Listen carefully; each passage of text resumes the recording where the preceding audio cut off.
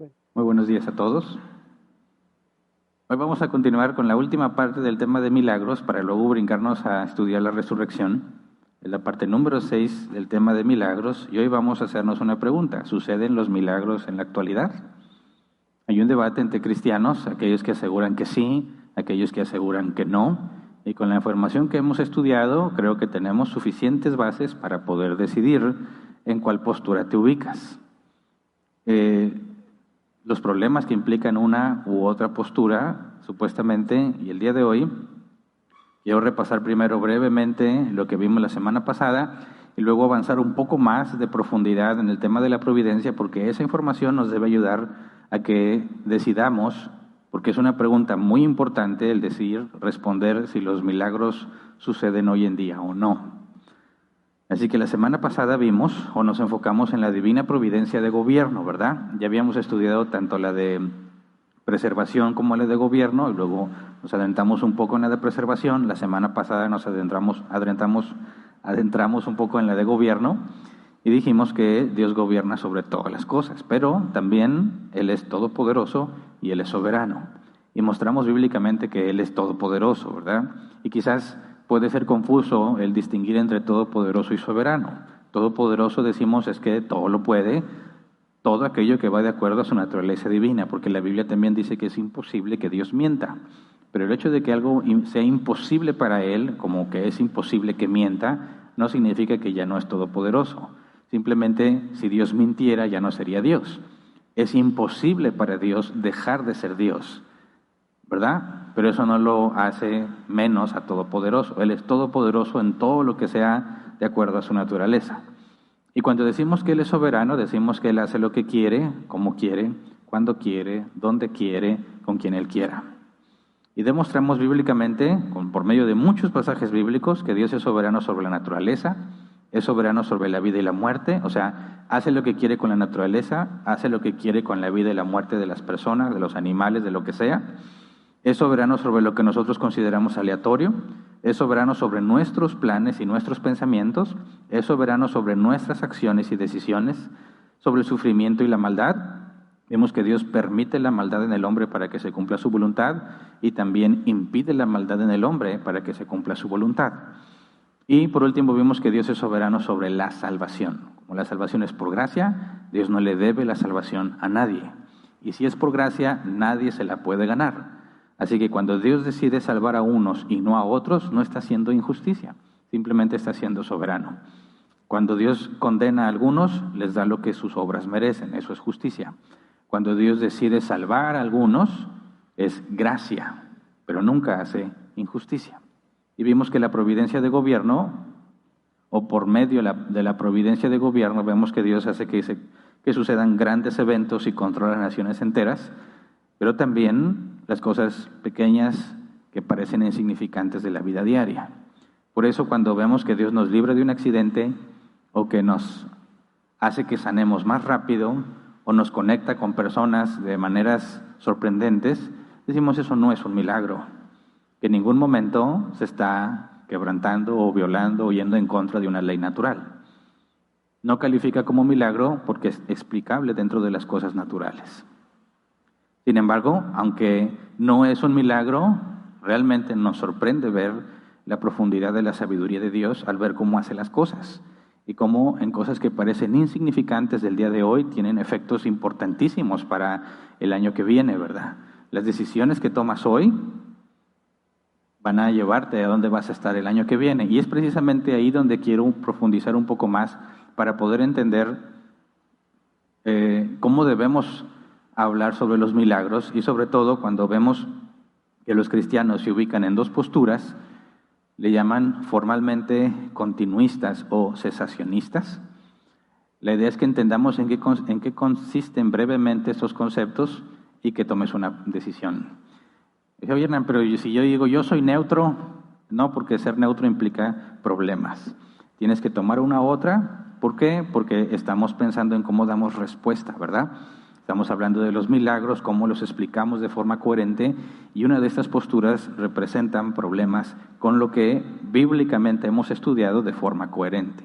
Así que es importante que lo respondamos, además de que sabemos Cuando alguien te diga, continuista o cesacionista, vas a decir, yo soy cristiano, que no tienes idea de qué es eso, ¿verdad? Es importante que lo sepas, rara vez vas a aplicar estos términos, pero principalmente el concepto, porque eso nos ayuda a responder y a explicar cómo entendemos los milagros bíblicamente. Así que antes de empezar a estudiar, vamos a orar así como estamos. Señor, te damos muchas gracias por este día, gracias por el frío, gracias por las necesidades que tenemos, gracias por las áreas en las que nos has dado abundancia, las áreas donde nos das solo lo que necesitamos. Sabemos que todo sucede por tu divina providencia, Señor, y cada cosa ha sido cuidadosamente ordenada y puesta en nuestras vidas para que crezcamos a la estatura, lleguemos a la estatura del varón perfecto, para que cada día, Señor, aunque es imperceptible para nosotros, vayamos creciendo, pareciéndonos cada vez más a Jesús. Por eso te rogamos, Señor, que según tu soberana voluntad nos permitas entender el día de hoy y poder aplicar todo lo que estamos aprendiendo para glorificarte siempre que tengamos la oportunidad. Gracias de antemano. Amén. Bien, entonces, si hasta este punto estudiamos lo que es un milagro según la Biblia, que ya dijimos, no hay una palabra que tomemos de la Biblia que nos ayude a definir así totalmente qué es un milagro, sino que lo deducimos de 3 palabras específicas. Y ya vimos que hay cosas que parecen milagros, pero no lo son. Ya vimos que Satanás no tiene poder para hacer milagros. Vimos la divina providencia de preservación y de gobierno. Ahora, la pregunta es, ¿por qué los cristianos se debaten entre 2 posturas con respecto a los milagros? Los continuistas aseguran que los milagros suceden hoy en día y que cualquier cristiano puede hacerlos. Y yo creo que quizás esa es la postura con la que más estamos familiarizados, ¿verdad? Todos o casi todos los que estamos aquí venimos de una congregación donde se nos enseñaba que si tenías fe suficiente podías hacer milagros, podías ver milagros, si dabas cierta cantidad de dinero recibirías tu milagro, si pagabas la inscripción de un curso te iban a dar una profecía especial para tu vida, o sea, profecías a demanda según el dinero que tuvieras, etcétera, etcétera. Y estamos acostumbrados, los que crecimos con una doctrina errónea en estos temas, estamos acostumbrados a pensar que los milagros todavía existen. Y es por eso que quizás estos temas que hemos estudiado han sido como que shock para muchos, porque contradicen lo que se les enseñó. Pero espero que se den cuenta que todo lo que estamos viendo está soportado por la Escritura, ¿verdad? Entonces, cuando nuestros hermanos continuistas dicen los milagros son vigentes y si tienes fe tú puedes hacer milagros, ¿qué dices al respecto? Porque ellos aseguran que esa es una conclusión bíblica. Y luego cuando les preguntas a los cesacionistas, ellos aseguran que ya no hay milagros, que ya cesaron. Con la muerte del último apóstol se acabaron los milagros. Y quienes dicen, oye, pero yo he visto milagros, ¿cómo me dices que ya no hay milagros si yo los he visto? Por eso lo primero que empezamos a explicar bien con los milagros es que no todo lo que no puedes explicar es un milagro, ¿verdad? Entonces, todos aquellos que teníamos un razonamiento, cuando nos hablan de que si hay milagros o no, digo, ¿cómo no? Yo he visto muchos milagros. Espero que te hayas ya replanteado, meditado en lo que tú creías que era un milagro, para ver si efectivamente lo era, y concluir, ¿existen los milagros? O sea, ¿es posible que veamos milagros hoy en día, sí o no? Parece que las 2 posturas son extremos opuestos, ¿verdad? Si hay milagros, no hay milagros, pero no es así. No son extremos opuestos, hay cosas en las que convergen y están de acuerdo. Por eso hay que ir un poco más a la providencia para poder entender dónde ambas posturas están de acuerdo y dónde no, para que podamos tener o tomar una decisión con mucha más facilidad. Entonces, quisiera que profundizáramos un poco más en la forma en la que Dios hace las cosas para poder entender o tener un panorama un poco más amplio que me parece, por algunas preguntas que leí, que aún hay cierta confusión con respecto a la providencia de gobierno, sobre todo cuando decimos que Dios es soberano sobre nuestras decisiones. Les recomendé la semana pasada que aquel que tenga conflicto con el libre albedrío y la predestinación, que fueran a estudiar el tema. Dedicamos como 6 partes también a estudiar el libre albedrío, así que no voy a meterme a estudiar libre albedrío el día de hoy, pero sí quiero tocar ciertas partes de ahí que tienen que ver con el libre albedrío, tienen que ver con el evangelio, tienen que ver con la salvación, para poder entender cómo Dios está obrando su providencia de gobierno y no califica como milagro. Así que recordemos, En Isaías 46, versículo 10 al 11, dice: yo anuncio el fin desde el principio, desde los tiempos antiguos, lo que está por venir. Yo digo, mi propósito se cumplirá y haré todo lo que deseo. Del oriente llamo al ave de rapiña, de tierra distante al hombre que cumplirá mi propósito. Lo que he dicho, haré que se cumpla. Lo que he planeado, lo realizaré. Y dijimos que cuando Dios profetiza o ordena que algo pase, no es porque vio el futuro, sino porque Él se encarga de que eso pase, ¿verdad? Y cuando hablamos de la divina providencia de preservación, dijimos que Dios no está como que aislado de lo que sucede en el universo. No es como que Dios simplemente está sentado, como muchos lo imaginan, así como que medio aburrido, esperando que el tiempo pase a ver si se cumple todo lo que Él dijo, o esperando a que se cumpla todo lo que Él dijo. Eso es falso. La Escritura nos enseña que es Dios quien activamente preserva todas las cosas en el universo. Ningún átomo es autónomo. Nada en toda la creación se mueve a menos que Dios, por medio de su divina providencia de preservación, lo haga moverse. Pero cuando hablamos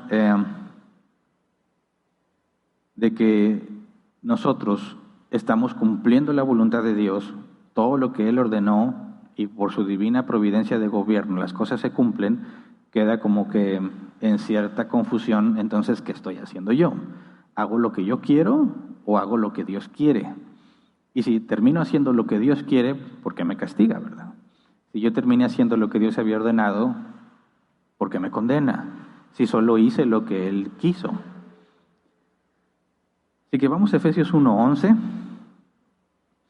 Dice: en Cristo también fuimos hechos herederos, pues fuimos predestinados según el plan de aquel que hace todas las cosas conforme al designio de su voluntad. Entonces, todas las cosas las hace conforme a lo que Él desea, el designio de su voluntad. Y nosotros fuimos predestinados. Y en temas anteriores ya hemos visto que cuando Dios ordena la salvación en un ser humano y en otro no, decimos que la predestinación es doble, ¿verdad? Activa y pasiva. La predestinación activa es cuando Dios interviene en la vida del que salva. La predestinación pasiva, los que van a ser condenados, es porque Dios les dice, como Romanos 1 lo enseña, los entrega a sus propios pensamientos, para que hagan lo que no conviene. Como cuando Jesús le dijo a Judas: lo que vas a hacer, hazlo pronto. Dios no interviene, es pasivo, los deja hacer toda la maldad que ellos quieran hacer y al último les da la justicia que sus obras merecen. Entonces la predestinación es doble, activa en los que se salvan, pasiva en los que se destruyen. Nosotros fuimos predestinados y cuando hablamos de la iglesia visible, de todos los que nos congregamos, pensamos que todos los que estamos aquí somos salvos, ¿verdad? Que Dios nos predestinó para salvación. Sin embargo, la Biblia advierte que el trigo y la cizaña crecen juntos, ¿verdad? Y nos llama a juzgar las obras de todos para determinar si son o no hijos de Dios. Jesús dijo que al árbol lo conoces por sus frutos. Y nos da un procedimiento, el proceso de la disciplina, de Mateo 18:15 al 17, para saber cómo proceder con alguien que dice que es cristiano, pero sus obras muestran que no lo es. Y puedes llegar al punto en el que alguien que se decía cristiano, pero sus obras demuestran que no lo es decir, no se arrepiente de su pecado, tenga que ser retirado de la congregación. Así que, fíjate, la Biblia nos dice, sí, Dios predestinó, y al mismo tiempo dice, aguas con los que se congregan, porque no todos son de Dios. Tienes que ver las obras que hay en ellos, tienes que ver los frutos que hay en ellos. Entonces, a pesar de que nos asegura que hay personas que son predestinadas a salvación, nos advierte que hay personas que parece que son predestinadas a salvación, pero en realidad no lo son. Entonces, cuando pensamos en la divina providencia, sobre todo de gobierno, que Dios tiene control de todas las cosas y las cumple, y luego vemos el tema de la advertencia, ¿verdad?, de que alguien en la iglesia parece trigo, pero es cizaña. Entonces, esa persona que está en la iglesia porque Dios quiso, a pesar de que no la va a salvar, o esa persona está ahí porque quiso, a pesar de que Dios no la va a salvar. ¿Es Dios quien lo llevó ahí y lo engañó para que piense que es cristiano? ¿O la persona se engaña a sí misma pensando que es cristiana cuando en realidad no lo es? Así que cuando hablamos de cómo es que Dios lleva a cabo sus planes, hablamos, si recuerdan, cuando estudiamos el origen de todas las cosas, cuando empezamos a hablar de la ciencia, y dijimos que, como lo afirma Génesis 1:1, en el principio creó Dios los cielos y la tierra, vimos que concluimos que este universo tiene que tener una primer causa, ¿verdad? Una primer causa que causa todo lo demás. La primer causa que nadie ha causado, la primer causa no causada. Y dijimos, eso es Dios. Dios es la causa de todas las causas, ¿verdad? Y llamamos es la causa primaria. Pero en la Escritura encontramos que aunque Dios es la primer causa, no es la única causa. Hay causas que se llaman secundarias. En la teología reformada se identifican con claridad. Decimos que Dios es el que inicia todas las cosas y que, como lo afirma la Escritura, está predestinado desde antes de la fundación del mundo. Pero Dios no es el que causa todas las cosas. Es la primer causa, pero también hay hay causas secundarias que no son independientes a Dios, pero provienen de Dios, pero no es Dios mismo. ¿Por qué es importante decir esto? Porque mira, cuando vemos en la Escritura distintos ejemplos de cómo suceden las cosas, podemos confundirnos y pensar que no es Dios quien las está causando, sino que somos nosotros los que las estamos causando. Hace unos días, por accidente, porque no esperaba ver ese documental, vi un reportaje de una agencia noticiosa que decían o estaban analizando cómo es que en los países de Latinoamérica, en algunos países de Latinoamérica, el evangelismo estaba tomando control de la política. Es decir, había políticos que abiertamente se identificaban como cristianos. Y hay partidos políticos en otros países que son abiertamente cristianos, cosa que no sucede entre nosotros, ¿verdad? Y empiezas a entrar a polémica sobre si la Iglesia y el Estado deberían estar unidos o separados. Ya estudiamos eso hace varios meses, ¿verdad? El punto es que ellos estaban entrevistando a un hombre con un doctorado en cosas sociales y comportamiento humano, que había escrito un libro tratando de explicar por qué los evangélicos estaban yendo a la esfera política, y la característica de prácticamente todos los políticos cristianos es que eran pentecostales o neopentecostales, que afirman que los milagros están vigentes. Prácticamente todo pentecostal o neopentecostal es continuista, porque aseguran que los milagros suceden todos los días en sus reuniones, todos los días que se reúnen. Y de eso conocemos mucho, ¿verdad? Y ya vimos varios ejemplos. El punto es que decían, ¿por qué? Porque se están infiltrando en la política y porque las personas en algunos países no tienen conflicto en ver a un partido político cristiano. ¿Qué es lo que generó? Y ellos tratan humanamente de darle una explicación. Dicen, bueno, la técnica, que es lo que ellos, no es lo que yo digo, es lo que este hombre con un doctorado específico, después de investigar y hacer un libro, llegó a la conclusión de que utilizaban a la gente pobre para hablarles sobre los milagros, y que por medio de los milagros y ofrendas especiales podrían ser felices. Es decir, por medio de los milagros podían ser sanos, podían lograr hacer cosas asombrosas, y si le dabas dinero a ellos, tú te ibas a convertir en rico. Y como esos países donde se están metiendo cada vez más los evangélicos a la política son donde hay muchísimos pobres, los cristianos, según ellos, están logrando el éxito ofreciéndole a los pobres prosperidad, si diezmas y ofrendas, y salud y bienestar por medio de los milagros. Y pasaban varios videos de lo que muchos de nosotros estamos acostumbrados a ver, hombres predicando grite y grite, ¿verdad? Y la gente cayéndose, llorando y tumbándolos y echándoles cosas santas y manteles santos y aceites santos, etcétera, etcétera. Y dicen, fíjate lo que están haciendo. Por medio de los supuestos milagros y de la promesa de prosperidad, están llenándose de pobres, que a fin de cuentas son electores que votan por partidos políticos que dicen que son abiertamente continuistas, pentecostales o neopentecostales, y estos hombres están llegando al poder. Y ellos decían, lo que preocupa es la pregunta, ¿podrán ellos gobernar para todos? ¿O van a tratar solamente de imponer sus pensamientos y sus ideologías pentecostales? Ahora, nosotros no hemos llegado a ese punto, ¿verdad? Pero sabemos que también somos bastante los pobres en México. Y que hay cristianos y iglesias enteras que afirman exactamente eso que está pasando en otros países, que tienen poder para hacer milagros. Y raramente o extrañamente son los pobres, muchas veces los ignorantes, aunque se oye feo, pero es la verdad, los que compran esa idea y van a la iglesia a que les den un milagro. Van y les sueltan dinero para poder ser prósperos. Y muchos ya salimos de esos movimientos, ¿verdad? Pero entonces fíjate cómo el tema de los milagros está ayudando a algunos a meterse en la política para tratar de, desde el gobierno, hacer cambios en la sociedad para que todos puedan ser cristianos o para que el mundo o su sociedad esté más cristianizada, cosa que en ningún momento el Nuevo Testamento pide a los cristianos que hagamos, ¿verdad? Entonces, cuando pensamos, los milagros son vigentes, fíjate cómo está convirtiéndose en un asunto social en otros países, donde por medio de los milagros están logrando votos para poder ganar elecciones. Entonces, se vuelve en esos países muy importante la postura sobre los milagros, sobre todo por lo que implica asegurar que los milagros siguen vigentes.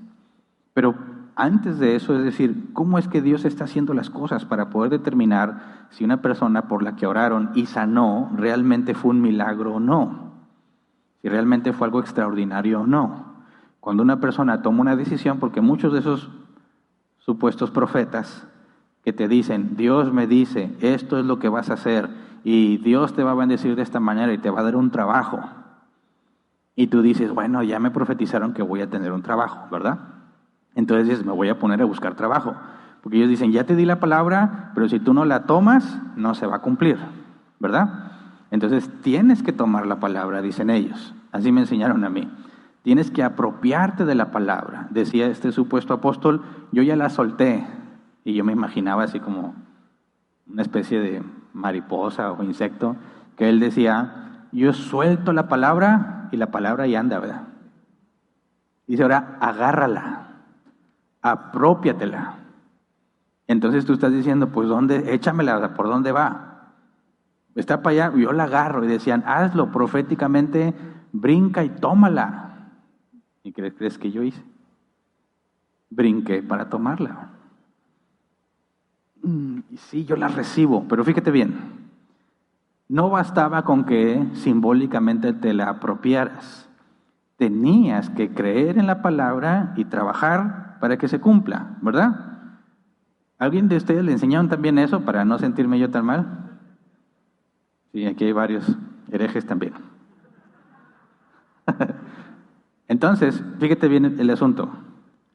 Yo ya me creí, estoy convencido que simbólica y proféticamente me apropio de la palabra. Ahora empiezo a buscar un trabajo y le echo más ganas porque estoy motivado, dado que ya me profetizaron que sí me va a dar un trabajo. Y encuentro trabajo. Y dicen, profeta del Señor, la palabra era verdad. Tengo la evidencia de que la agarré, me la apropié y se cumplió. ¿Verdad? Es un razonamiento muy común. La pregunta es, ¿tuviste trabajo porque decidiste buscar trabajo? ¿O tuviste trabajo porque fue un milagro? ¿Cuál sería tu respuesta? ¿Qué fue primero? ¿La palabra o mi decisión? No, pues que yo me la creí. Sí, pero te pusiste a buscar trabajo. Sí, o sea, decidiste trabajar. Sí, y mientras estabas buscando encontraste. Sí, ¿dónde está el milagro? En que el profeta me dijo que iba a tener trabajo. El apóstol me lo profetizó. Entonces, ¿cuál fue? ¿Es el apóstol o es tu decisión? Si fue tu decisión, ¿es providencia de gobierno o no? ¿Se entiende el asunto? Mi intención es que veas el problema y cómo esto puede ser confuso. ¿Ya te confundí? O dices, no, está claro. O ya se vuelve así de que, caray, pues, él no hubiera buscado si no hubiera creído la palabra, ¿verdad? Pero la pregunta es, ¿qué pasa si no te apropias de la palabra? Y dices, bueno, pues me voy a acostar un rato, que al cabo Dios me va a dar un trabajo. ¿Te va a llegar el trabajo? Digo, quizás algún día te va a llegar, ¿verdad? Pero entonces, ¿fue por la palabra o fue la providencia de Dios? Y ahí es donde muchos tristemente se aprovechan para poder profetizarte cosas que a fin de cuentas tú puedes obtener si te pones a hacer lo que corresponde. Y que como no te especificaron un tiempo ni un límite, algún día lo vas a obtener si sigues perseverando en ese camino. Y cuando se cumple, el profeta va a decir, ya ves, yo te lo dije. Pero si no se cumple y le preguntas, va a decir, pues es que no te apropiaste y te faltó fe. De manera que ellos nunca pierden. La pregunta es, ¿fue un milagro o no fue un milagro? Entonces, para entender cómo es que es una decisión o es un milagro o cómo es que Dios hace las cosas, necesitamos profundizar en esas causas secundarias que la Biblia nos ayuda a clasificar en 3 tipos. Causas secundarias que operan, y estoy diciendo los nombres formales de teología, causas secundarias que operan necesariamente, causas secundarias que operan libremente y causas secundarias que operan contingentemente. Ahora, pueden ser palabras raras. Para nosotros no estamos acostumbrados a escucharlas y parecen complejas. La verdad es que son muy simples. Y analicemos cada una brevemente. Cuando hablamos de causas secundarias, estamos haciendo una separación. Dios es la causa primaria, ¿verdad? La primer causa no causada. Todas las demás causas, porque vemos que hay una ley causa-efecto en este universo, todo lo que sean causas provienen de una, que es Dios, ¿verdad? Pero cuando Dios causó todo el universo, estableció otras causas, las llamadas causas secundarias, por las cuales las cosas van a pasar, van a suceder y se va a cumplir la voluntad de Dios. Esas causas secundarias primero son las que operan necesariamente. ¿A qué nos referimos? A que necesariamente van a pasar. Ejemplo, Génesis 8:22. Después del diluvio, Dios dice, mientras la tierra exista, habrá siembra y cosecha, frío y calor, verano e invierno, días y noches. Esto es un compromiso de Dios. Mientras la tierra exista, habrá siembra y cosecha. ¿Qué significa? Estaciones, ¿verdad? Frío y calor viene con lo mismo. Verano y invierno viene con lo mismo. Día y noche sigue hablando del mismo ciclo, pero en su unidad mínima, ¿verdad? De los días. ¿Nos preocupamos nosotros que un día ya no va a haber estaciones? ¿Se acaba el invierno y todo es puro calor? No. ¿Por qué? ¿Qué tal del calentamiento global? Pues sí, el calentamiento global puede ser verdad. Pues no es la primera vez que ha pasado en la historia de nuestro planeta, ¿verdad? Y aunque las temperaturas lleguen a subir mucho o lleguen a descender mucho, tenemos una promesa de que el ciclo se va a respetar. Cuando hablamos de ese ciclo, que lo entendemos ahora, rotación y traslación de nuestro planeta, decimos, confiamos en que eso es una ley universal. Pero ya vimos que la providencia de preservación, bíblicamente nos dice que es Dios quien hace que todo se mantenga funcionando.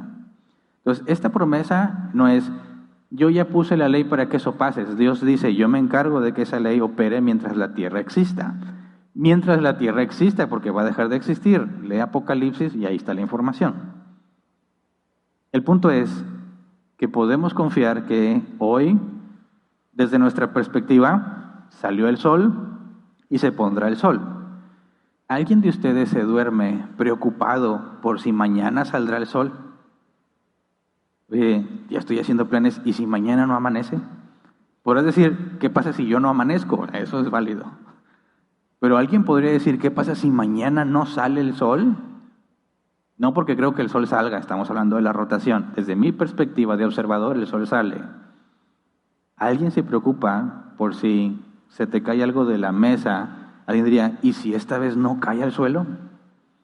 ¿Qué tal si esta vez suelto mi teléfono pero sale disparado hacia arriba?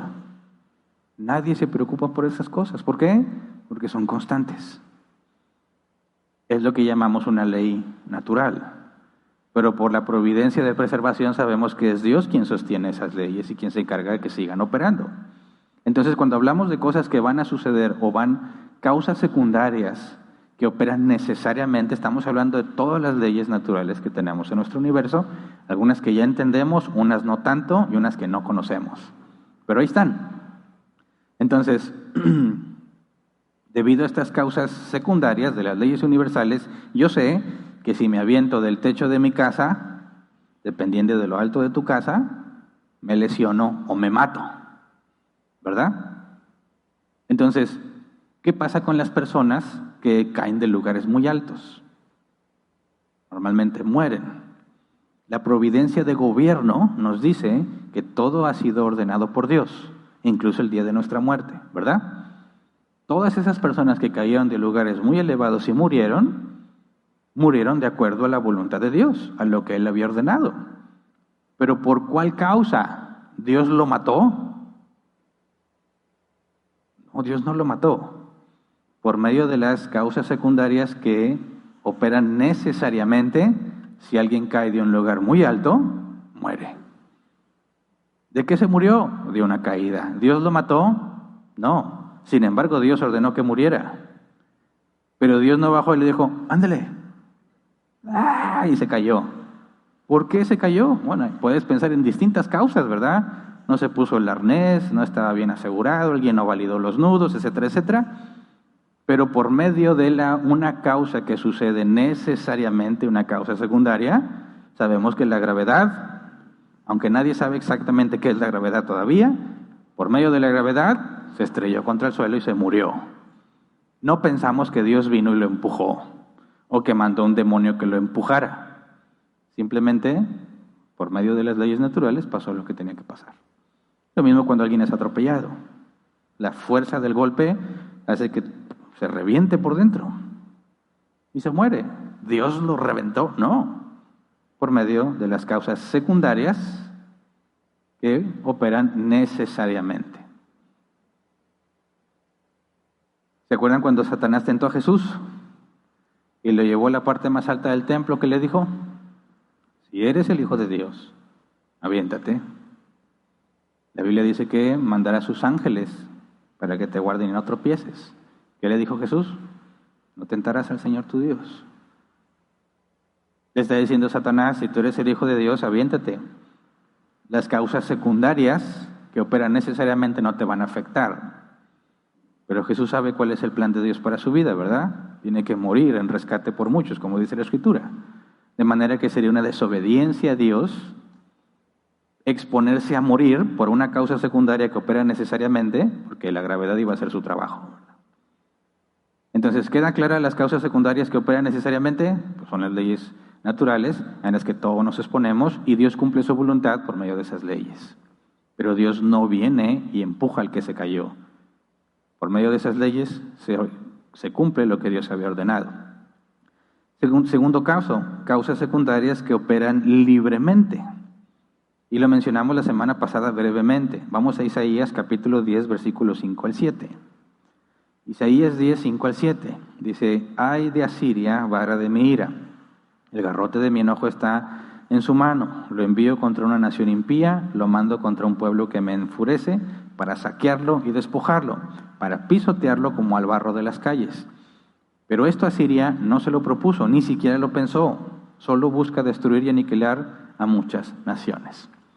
Y vimos que cuando dice, esto Asiria no se lo propuso, ni siquiera lo pensó, solo busca destruir y aniquilar a muchas naciones, Asiria no está pensando servirle a Dios, no está pensando cumplir la voluntad de Dios, está haciendo lo que Asiria quiere, ¿verdad?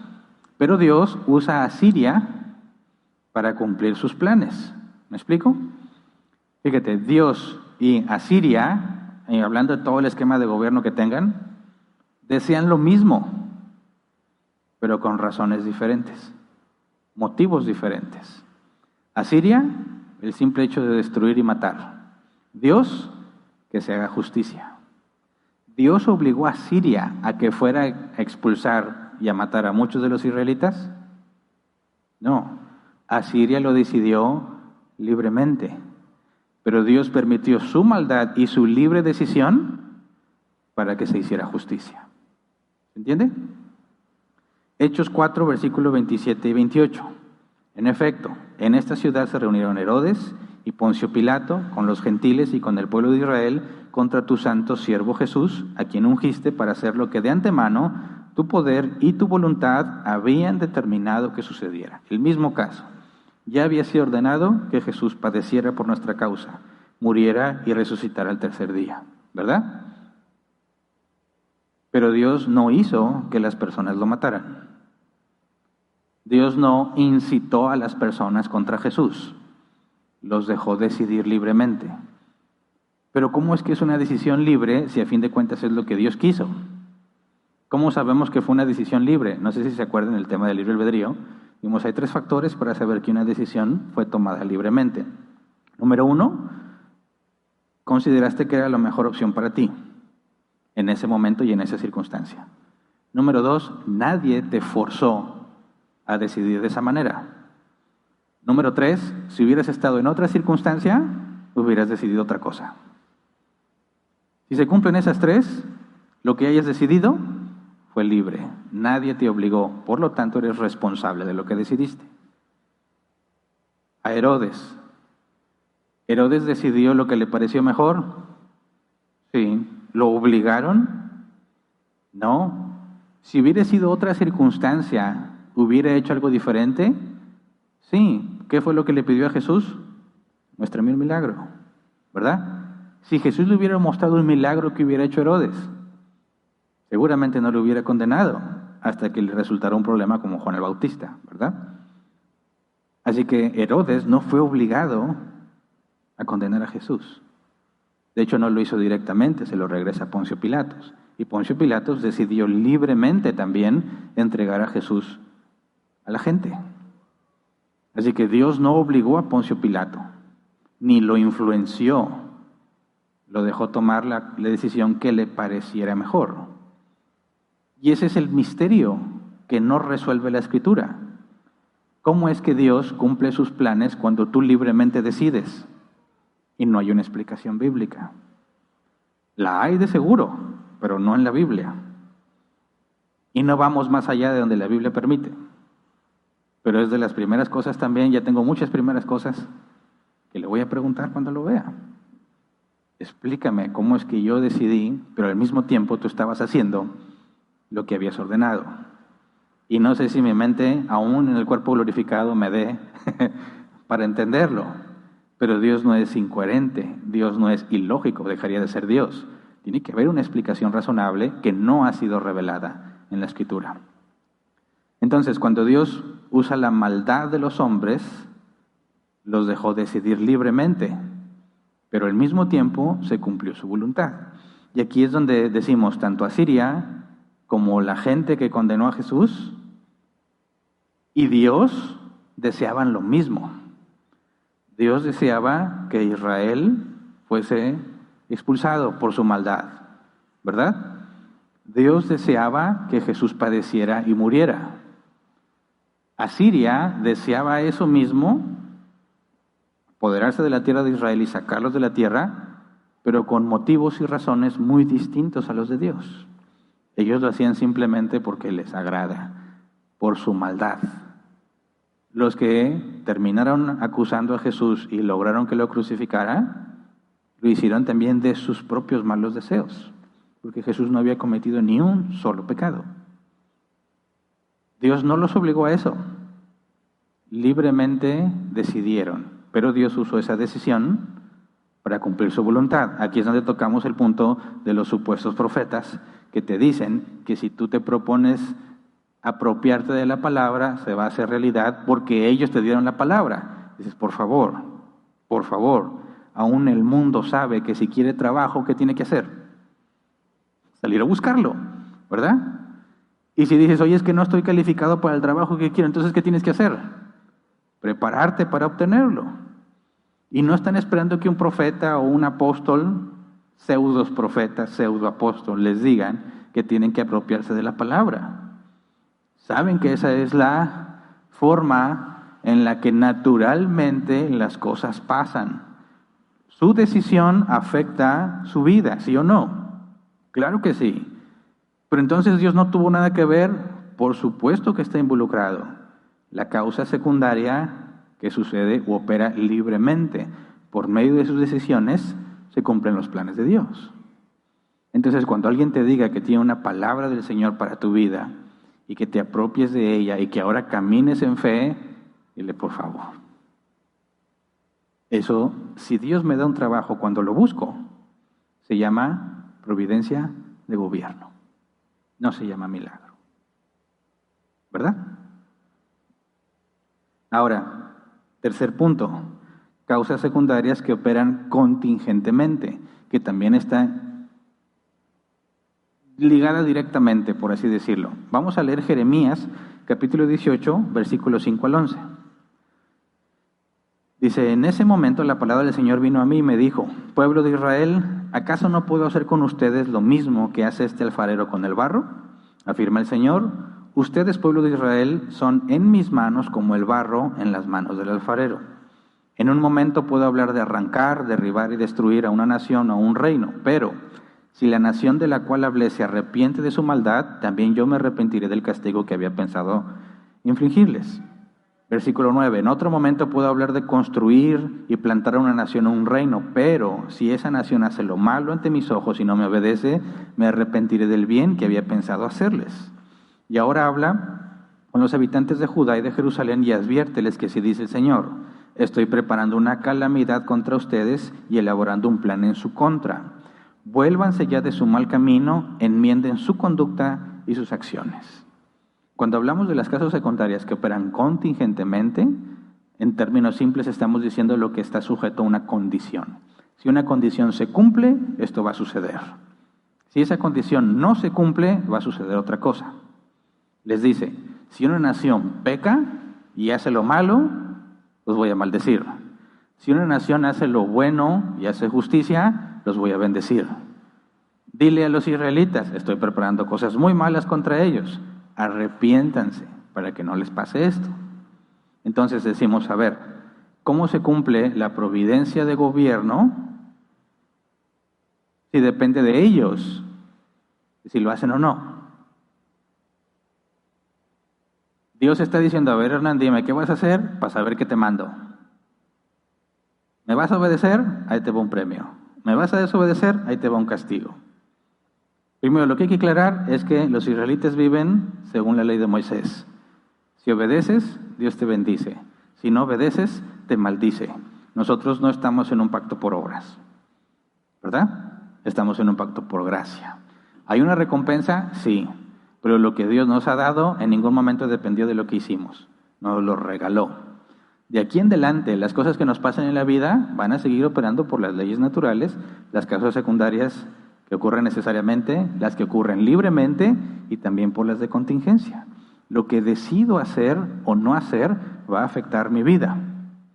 Pero Dios en ningún momento cambió ni está esperando a que decidas. Podemos verlo así, Dios siempre se complace en lo bueno y Dios siempre aborrece lo malo. Si Dios es justo, recompensa lo bueno y castiga al malvado. Dios dice, estás haciendo las cosas mal, ¿qué te va a pasar? Te voy a castigar. Pero si haces las cosas bien, te voy a bendecir. La pregunta es, ¿Dios cambia según lo que yo decido? No, porque Dios siempre se complace en lo bueno y siempre aborrece lo malo. El que está cambiando y puede cambiar eres tú. Pero aquí está involucrado. Si haces esto, esta es la consecuencia. Si haces esto otro, esta es otra consecuencia. Decide. ¿Va a pasar una o va a pasar la otra? Pero al mismo tiempo, al momento que tú tomas una libre decisión, ya vimos las causas secundarias que operan libremente, Dios cumple su voluntad por tu libre decisión, pero había una condición. ¿Por qué es importante eso? Porque en eso consiste el Evangelio. Mira, Marcos 16, 15 al 16. Les dijo, vayan por todo el mundo y anuncien las buenas nuevas a toda criatura. El que crea y sea bautizado será salvo, pero el que no cree será condenado. Y muchos dicen, ya ves, depende de ti. Ok, pero vamos a leer Efesios 1, versículo 4 al 6. Dice, Dios nos escogió en Él antes de la creación del mundo, para que seamos santos y sin mancha delante de Él. En amor nos predestinó para ser adoptados como hijos suyos por medio de Jesucristo, según el buen propósito de su voluntad, para alabanza de su gloriosa gracia que nos concedió en su amado. Entonces sí, en un momento del tiempo, tú decidiste si creer o no. Pero lo que dice la Escritura es que antes de la creación del mundo, ya había sido ordenado que creyeras. ¿Cómo Dios le hizo entonces para salvarte? Por medio de tu libre decisión y por medio de la contingencia. Si decides creer en Cristo, ahí creer, acuérdense, se debe traducir como confiar, porque los demonios también creen, ellos no se salvan. Si tú confías en Cristo, vas a ser salvo. No confías en Cristo, vas a ser condenado. Pero en ningún momento la Biblia dice que tú tienes la capacidad de eso. Y es más, ya fue ordenado. Entonces, cuando a mí me ofrecieron el Evangelio la primera vez, yo lo rechacé. A mí me hablaron del Evangelio varias veces antes de que Dios me convirtiera, me regenerara. Y no me interesaba para nada.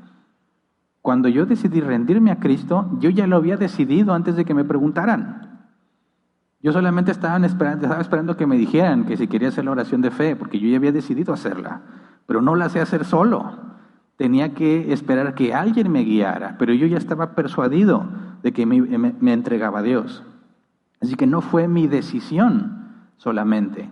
Dios usó mi decisión. Pero antes de que decida, me transforma, regenera, para que entonces decida lo que me parece mejor. Y por medio de mi decisión, obtuve salvación, pero ya había sido ordenado. ¿Cómo operan ambas cosas? No lo revela la Escritura, pero la Escritura afirma ambas cosas. Ya estabas predestinado y tienes que decidir. ¿Ok? Entonces, cuando vemos, ya sea, una vez me profetizaron que iba a tener mucha abundancia y cometí el error de no administrarme confiando en que Dios ya había dicho que iba a recibir mucha abundancia. Cuando yo fui a pedir consejo al que era mi pastor, le dije, tengo esta palabra profética sobre mi vida. Yo di los $1,000 que pidieron. Tengo la abundancia asegurada. Tengo este dinero. ¿Qué hago? ¿Lo cuido? ¿Busco invertirlo, multiplicarlo por la palabra que se me dio? ¿O vivo como normalmente vivo y la palabra se va a cumplir? Y me dijo, tú vive normal, la palabra de Dios se va a cumplir. Ah, bueno, pues empecé a gastar mi dinero. Compré una mesita bien chida, hicimos cambios en la casa, ya mero llega mi bendición abundante, nuevos niveles de prosperidad, todo lo que me dijeron. Y entré a un periodo como de 7 años de la peor crisis en toda mi vida, la crisis económica más grave que he tenido en toda mi vida. Y después me preguntaba, ¿por qué le hice caso a ese señor? Primero, para darle los $1,000. Segundo, para creer que yo ya me había apropiado de esa palabra. Y luego al otro señor que me dijo, tú vive como normalmente vives, en lugar de tomar la decisión de empezar a administrarme y buscar la manera de conseguir mejores cosas o capacitarme para tener un mejor trabajo o invertirlo en algo que me generara más dinero. ¿Cómo es que Dios cumplió su voluntad de gobierno en mi vida? Hernán decide. No, pues yo creo que me vas a bendecir porque ya me lo dijo el apóstol tal. Ok, ¿qué vas a hacer con el dinero? Le voy a preguntar a mi pastor. Es como si Dios me hablara por medio de él. Fue el puro diablo el que me habló. Y después aprendí, qué tonto. No era una palabra de Dios para mi vida. Simplemente estudié el tema de la mayordomía y se resuelve todo ese problema. Pero Dios hizo que entrara en la peor crisis económica de mi vida, pero no me obligó a estar en esa crisis. Por mi decisión de escuchar a estos hombres, caí ahí. Libremente fui negligente, confiando en que sobrenaturalmente iba a ser prosperado, cuando Dios nunca ordenó que las cosas pasen así. Me aparto del orden de Dios. ¿Y cómo hace las cosas Dios? Por medio de tus decisiones, por medio de las condiciones que están en la vida de muchas otras personas. Tú puedes ver incluso que si alguien es honesto puede ser recompensado en su trabajo. Cuando alguien se encuentra una billetera con dinero y la regresa, puede, no siempre, puede que le recompensen por esa billetera y no necesita una palabra especial. ¿Por qué? Porque es la manera en que Dios hace las cosas. Entonces, siempre que alguien te hable de sobrenatural, pero condicionado, ya no es sobrenatural. Es una causa necesaria, o una causa libre, o una causa que depende de una decisión que tú tomes, de una condición puesta por Dios. Por eso cuando lees los proverbios se dice que el que es diligente estará delante de los reyes. Muchas veces eso se cumple para cristianos y para los que no son cristianos. Fíjate, hace poco también estuve escuchando unos videos de alguien que decían, era una conferencia anual de puros empresarios destacados que te estaban hablando de cómo organizarte, cómo ser un buen administrador de proyectos para que tengas una empresa o muchas exitosas. Y obviamente no tengo el tiempo para ver todas las ponencias, pero me fui al resumen, a la sesión de preguntas y respuestas que les hicieron a estos hombres influyentes y sobresalientes en el mundo empresarial. Prácticamente todos dijeron lo mismo. Dijeron, cree en ti mismo y ponte a trabajar.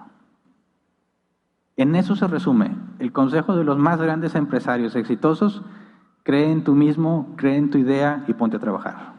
Con lo que tienes. No esperes a que te llegue, con lo que tienes hazlo. ¿Alguien ha hecho eso y no le ha funcionado? Levante su mano.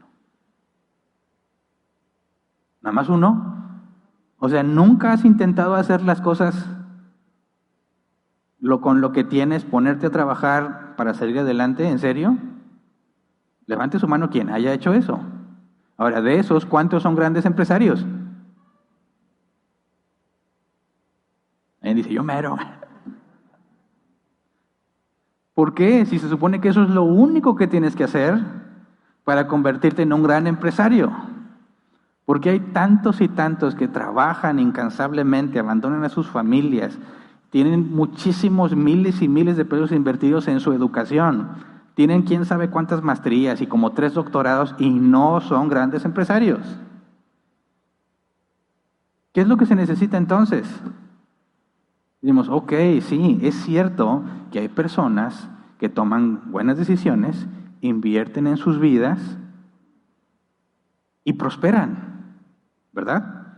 Pero no todo el que hace eso prospera. Entonces no se debe a eso, porque si fuera por eso, todos los que lo hagan serían grandes empresarios. Así que es una enorme mentira. No es cierto que nada más poniéndote a trabajar duro con lo que tienes y creyendo en tu idea vas a salir adelante, porque son muchos más los fracasados que han hecho eso que los que prosperan. Entonces, ¿por qué alguien prospera y por qué no? Otros no. Pongámonos en el caso de Asiria. ¿Por qué Asiria creció tanto?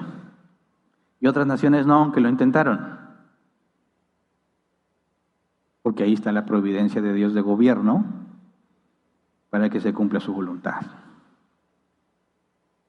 No basta simplemente con trabajar duro y echarle ganas y creer en tus ideas. Tiene que ser la voluntad de Dios para que se cumpla. Por eso la Escritura dice que Dios permitió que Faraón se exaltara para luego humillarlo y mostrar su gloria. Por eso dice la Escritura que Dios pone reyes y quita reyes. Y dice en Hechos 17, delimita los territorios de las naciones. Lo más triste es que hay cristianos escuchando esas cosas y diciendo, sí, hoy soy un ganador, soy un campeón, voy a vender todo lo que tengo que vender y voy a esforzarme y creo en mi idea, y salen y fracasan y no entienden por qué. Y ven al mundo y dicen, hay más beneficio estar con el diablo que con Dios. ¿De qué es lo que están buscando? Dinero, avanzar. Esos mismos van a las iglesias que les dicen que hay milagros. Y les dicen lo mismo, la misma gata pero revolcada, decimos en México. Pero le quitan la parte de tú nada más trabaja, cree en esta palabra que he suelto para tu vida. Y vete a trabajar. A fin de cuentas se resume en lo mismo, el mismo consejo. que fracasa en la gran mayoría de los casos. Y si fracasa en la gran mayoría de los casos, es evidencia de que ese proceso no es todo lo que se requiere. Entonces, ¿cuántos milagros crees que tú viste porque tomaste una decisión correcta con lo que te dijeron? Que espero que te des cuenta que no fue un milagro, sino la voluntad de Dios por medio de una causa secundaria, ya sea por tu decisión libre o de contingencia, estudio o no estudio. ¿Cuántos cristianos he visto que se sienten muy espirituales y a la hora que tienen que tomar la decisión de terminar una carrera universitaria, dicen, no, porque mi Señor es mi proveedor. No necesito prepararme, no necesito capacitarme, y los ves batallando el resto de sus vidas porque no pueden tener mejores medios económicos? ¿Dónde quedó la espiritualidad? Proverbios también dice la verdad. Prepárate, sé diligente, sé excelente en lo que haces, te va a ir bien. Pero luego lees Eclesiastés y ¿qué dice? Como quiera te va a ir mal. Vendrían días buenos y días malos. Y luego lees Job, ¿y qué le dice Dios a Job? ¿Tú quién eres para preguntar por qué te pasan las cosas? Yo tengo control de todo. O sea, ¿cuál es la conclusión? Dios ha determinado los medios por los cuales se cumplen sus propósitos y son medios naturales. Por las leyes naturales, por las decisiones que tomas, por las condiciones que aceptas. Y va a funcionar no nada más para los cristianos, para cualquiera del mundo. Pero a fin de cuentas es Dios quien decide a quién levanta y a quién no. Y no hay nada sobrenatural en eso. Así que casi todas las supuestas profecías o milagros que están condicionados a tu accionar no caen en la categoría de milagro. Sigue siendo la divina providencia de Dios. Pero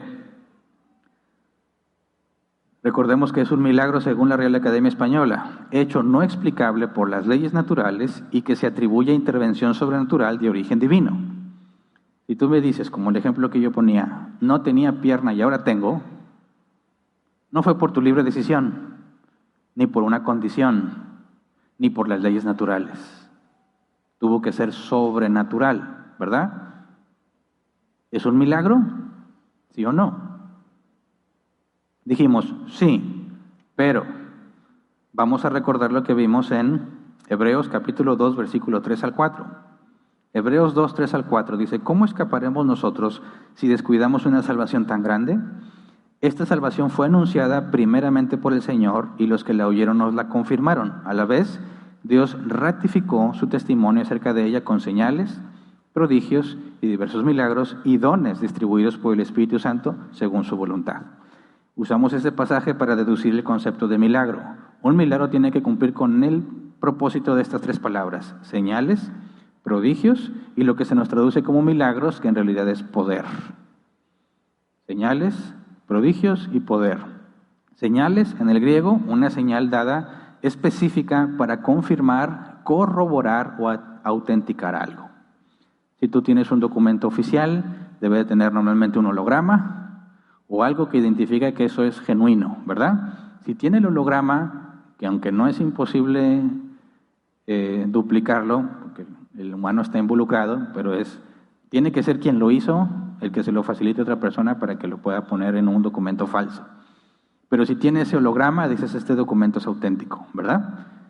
Y vimos que esa palabra en griega, semeion, que se traduce como señal, es la que el apóstol Juan usa normalmente en su evangelio para hablar de todo lo que Jesús hizo. Era una señal. Entonces, cuando hablamos de un milagro, tiene que ser una señal que apunta a Dios, pero aparte, que autentica al que habla. La segunda palabra, prodigios, que también se debe traducir como maravilla. Dice, maravilla hecha para provocar una reacción en los espectadores. Un evento extraordinario con un efecto sobrenatural dejado en todos los que lo presenciaron. Por ejemplo, cuando Pedro y Juan le dicen al paralítico, no tengo oro ni plata, mas lo que tengo te doy, ¿verdad? Y lo levantan y empieza a caminar y todos se sorprenden porque sabían que él no caminaba. Fue una maravilla, un prodigio. ¿Por qué? Por el efecto que causó de asombro en todos los que se enteraron. Y luego la parte de milagros, que en el griego es dunamis, poder, es capacidad para realizar. Es algo que solo Dios pudo haber hecho. porque no se puede explicar por ningún medio natural, por ninguna causa secundaria. ¿Me explico? Ahora pregunto entonces, si encontramos algo sobrenatural, ¿es lo mismo que decir que es un milagro? ¿Sí o no? Le creció una pierna a alguien que no tenía. ¿Fue un milagro? ¿Sí o no? 3 palabras. Número 1, ¿autentica a alguien? ¿Sirve para confirmar que lo que se habla es de parte de Dios? A ver, no sé, pues, ¿quién oró por él? No, pues yo oré por él. ¿Y qué dijiste? Pues sánalo, Señor. ¿Y qué pasó? Pues le creció la pierna. ¿Y luego tú qué o qué? No, pues yo nada más vine a orar. ¿Cumple con la primera palabra de señal? ¿Está autenticando a quien lo hizo? ¿Está diciéndonos Dios, escúchenlo a Él, síganlo a Él, obedézcanlo a Él? No, no. ¿Dios hizo un milagro? Decimos, hoy hay que separarlo. Es un milagro porque fue algo sobrenatural, pero no es un milagro en el sentido de que Dios está corroborando el mensaje de alguien. ¿Se entiende? Esa es la raíz de la discusión entre continuistas y cesacionistas. Tenemos que dejar esa parte clara porque es fundamental. Mira, pensemos en Josué 10, 9 al 13. Josué 10, 9 al 13. Después de marchar toda la noche desde Gilgal, Josué los atacó por sorpresa, a los amorreos. A su vez, el Señor llenó de pánico a los amorreos ante la presencia del ejército israelita, y éste les infligió una tremenda derrota en Gabaón. A los que huyeron los persiguieron por el camino de Bet-Jorón y acabaron con ellos por toda la vía que va a Seca y Maquedá. Mientras los amorreos huían de Israel entre Bet-Jorón y Aseca, el Señor mandó del cielo una tremenda granizada que mató a más gente de la que el ejército israelita había matado a filo de espada. Ese día que el Señor entregó a los amorreos en manos de los israelitas, José le dijo al Señor en presencia de todo el pueblo: Sol, detente en Gabaón; luna, párate sobre Ayalón. El sol se detuvo y la luna se paró hasta que Israel se vengó de sus adversarios. Esto está escrito en el libro de Jacer, y en efecto el sol se detuvo en el cenit y no se movió de ahí por casi un día entero. Pregunta, ¿es un milagro? Sí. Ok, ¿ese milagro indicaba que Josué era profeta? No, Josué no era profeta. Moisés era profeta. ¿Qué hace un profeta? Comunica lo que Dios ha dicho. ¿Josué comunicó nueva información que Dios había dicho? No, nunca. ¿Moisés comunicó nueva información de parte de Dios? Sí, toda la ley. ¿Cuál es la diferencia entre Moisés y Josué? Que Moisés era un profeta y Josué no. ¿Qué se le pidió a Josué que hiciera? Josué 1, 5 al 9. Durante todos los días de tu vida nadie será capaz de enfrentarse a ti. Así como estuve con Moisés, también estaré contigo. No te dejaré ni te abandonaré. Sé fuerte y valiente, porque tú harás que este pueblo herede la tierra que le prometí a sus antepasados. Solo te pido que tengas mucho valor y firmeza para obedecer toda la ley que mi siervo Moisés te ordenó. No te apartes de ella para nada. Solo así tendrás éxito donde quiera que vayas. Recita siempre el libro de la ley y medita en él de día y de noche. Cumple con cuidado todo lo que en él está escrito. Así prosperarás y tendrás éxito. Ya te lo he ordenado. Sé fuerte y valiente. No tengas miedo ni te desanimes, porque el Señor tu Dios te acompañará donde quiera que vayas. Dime, ¿era Josué un profeta? No. ¿Qué tenía que hacer? Obedecer al pie de la letra la ley. Esforzarse y ser valiente porque iba contra gigantes, ¿verdad? Pueblos mucho más fuertes que ellos. Pero Dios hizo milagros para que el pueblo recibiera la información que Josué les da como de parte de Dios. No, Josué nada más tenía que seguir todo lo que Dios le reveló al pueblo por medio de Moisés. Así que en un sentido es un milagro porque fue sobrenatural. Pero en este otro sentido no califica a Josué como un mensajero de Dios. No está diciéndole al pueblo que todo lo que Moisés diga lo que Josué diga es de parte de Dios. De manera que no es milagro en el sentido de la señal que indica que alguien está hablando y fue enviado de parte de Dios. Por ejemplo, los apóstoles recibieron poder para hacer milagros, ¿verdad? Pero no eran los únicos que hacían milagros. Podemos mencionar a Felipe y Andrés. No Andrés, Felipe y Esteban. Esteban hacía milagros y Felipe también. ¿Pero eran igual que los apóstoles? No. Felipe y Esteban establecieron doctrina, guiaron a la iglesia en decisiones importantes. No. ¿Tenían las marcas de un verdadero apóstol? Tampoco. Pablo decía, voy a ir y les voy a mostrar el poder, lo que muestra que él habla de parte de Dios. Y por eso tenemos el Nuevo Testamento. Lo que los apóstoles dijeron, o alguien allegado a ellos, escribió bajo la tutela de ellos. No tenemos el Evangelio de Felipe, ni el Evangelio de Esteban, ni los que dicen de Judas y Tobías y Tomás y no sé cuántos otros. ¿Por qué descartamos lo que ellos dicen? Porque si existe un libro apócrifo, como ya lo hemos hecho, analizamos lo que dice, vemos que contradice la Escritura. Dios no se contradice, lo descartas. Pero ellos no eran apóstoles. No tenían las marcas distintivas de un apóstol, los milagros y las señales que solo los apóstoles podían hacer cuando ellos decidían hacerlo. Entonces, ¿hicieron milagros Felipe y Esteban? Sí, pero es la misma categoría de milagro que hacía Pedro cuando pasaba y su sombra cubría a los enfermos por un ratitito y eran sanados. No, Dios estaba certificando a sus apóstoles, no certificó a Felipe ni a Esteban. Entonces, cuando nos hacemos la pregunta, ¿suceden milagros hoy en día? ¿Cuál es tu respuesta? ¿Sí o no? Levante el mano el que dice que sí. Agarra valor. Saca el pecho y sí. Levante la mano el que dice no. Ya está dividido. Ya pónganse de este lado los que sí, ya no se crean. ¿Cuál es la respuesta? ¿Sí o no? La respuesta correcta es sí y no. Pero no es una contradicción. Estamos hablando de milagro de dos formas diferentes. Por eso cuando un continuista se pone a discutir con un cesacionista, casi nunca llegan a un acuerdo. Pero estoy seguro que ambos estarían afirmando las mismas cosas si pudiesen tener un poco de claridad a qué nos referimos.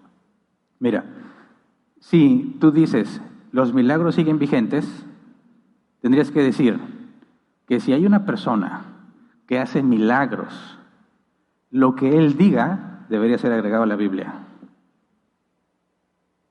¿Se entiende?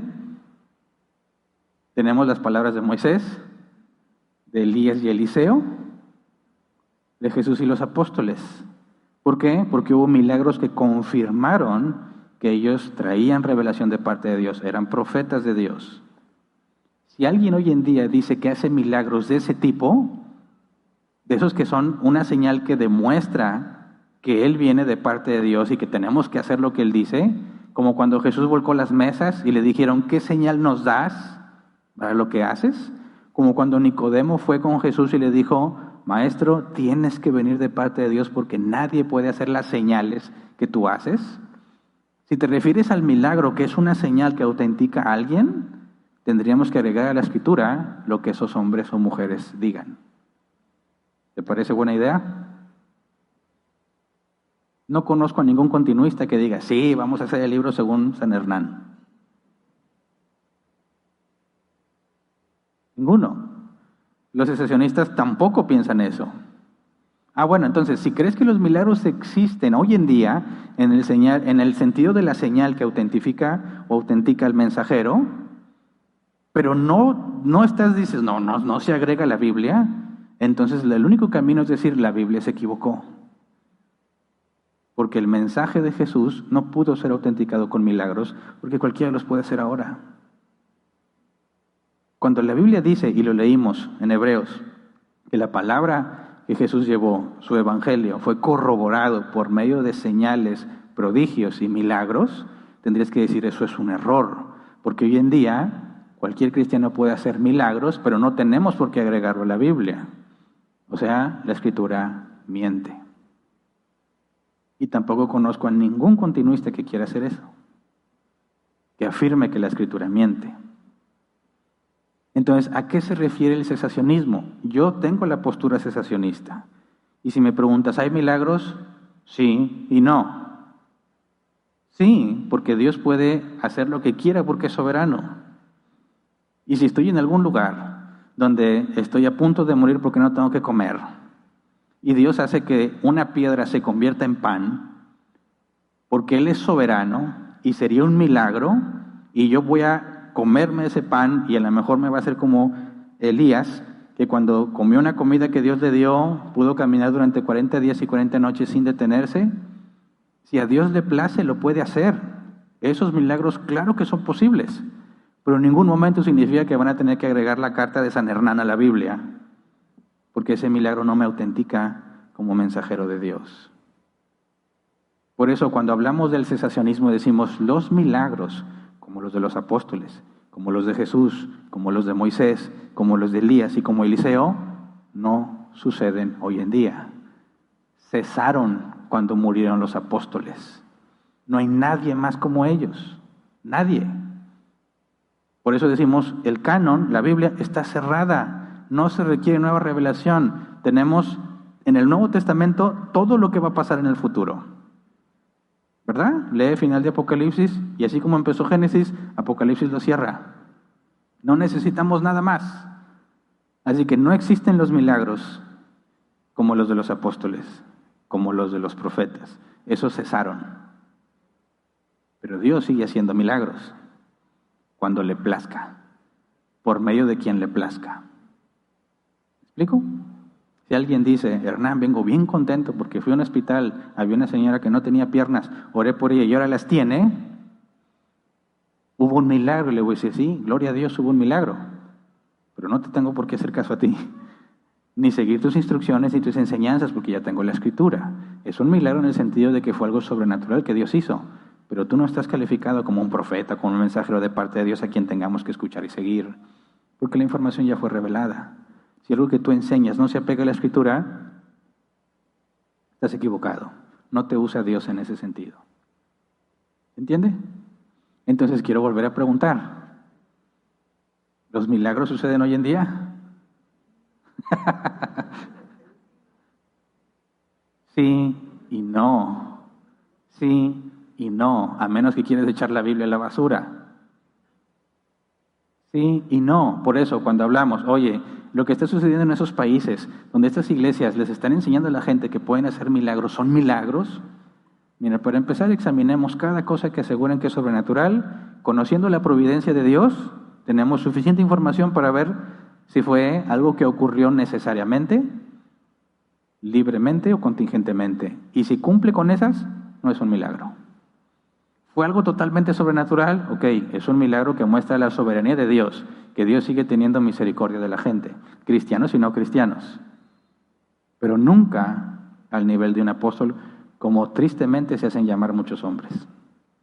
Se autonombran apóstoles, se autonombran profetas. Es locura, necedad, ignorancia profunda de las Escrituras.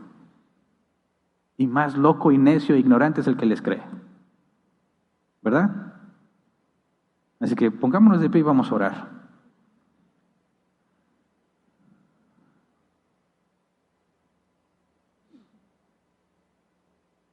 Creo que tenemos información más que suficiente para poder hablar sobre los milagros sin temor. Buscando que haya claridad en el tema y dejando claro que es un milagro que autentica a alguien y cuál no. Y que Dios es soberano y puede hacer lo que le plazca. Y si quiere que le aparezcan piernas a alguien, lo puede hacer sin ningún problema. Y el principal milagro para el cristianismo es la resurrección de Cristo. No hay nada incoherente, nada contradictorio en que afirmemos que puede suceder milagros hoy en día. Lo que caen en el tipo solamente de lo sobrenatural. No hay nada que sea incongruente ahí de manera que falsifique nuestra postura. Pero debemos de tener mucho cuidado a la hora que examinamos algo que supuestamente es un milagro. Para no ser engañados, primero nosotros mismos, ¿verdad? Y para no ayudar a que otros sean engañados. Tenemos la responsabilidad no nada más de hacer el bien, sino también de enseñar lo que es bueno y hacer lo que es bueno.